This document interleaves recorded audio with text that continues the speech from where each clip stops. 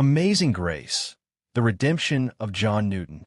John Newton's life is one of the most radical transformations in Christian history. Once a slave trader lost in sin and rebellion, he became a pastor, abolitionist, and the author of the world's most famous hymn, Amazing Grace. His journey from chains to calling is a testimony of God's relentless mercy. He trafficked human lives across oceans. Then one storm changed everything and gave the world a song of salvation. Born in 1725 to a Christian mother and a sea captain father, lost his mother at age 7, abandoned faith, and joined the slave trade. Known for blasphemy, cruelty, and spiritual darkness.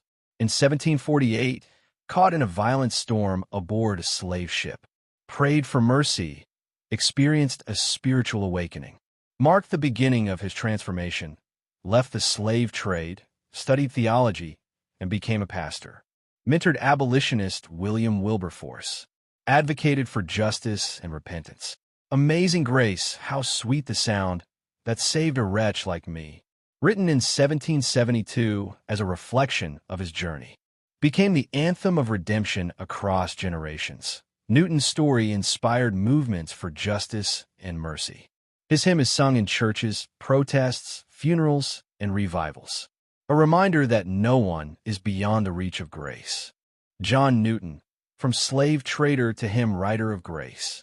John Newton was born on July 24, 1725, in Wapping, London, to a devout Christian mother and a shipmaster father.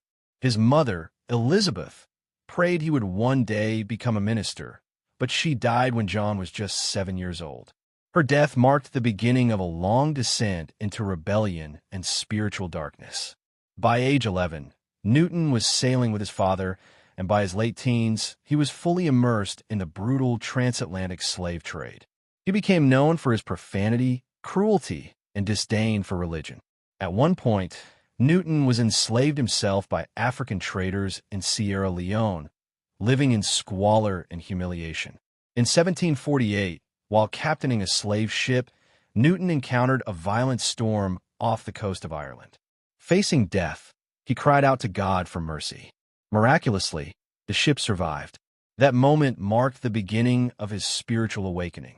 Though he continued in the slave trade for a few more years, his heart began to change. Eventually, Newton left the trade, studied theology, and was ordained as an Anglican minister in 1764.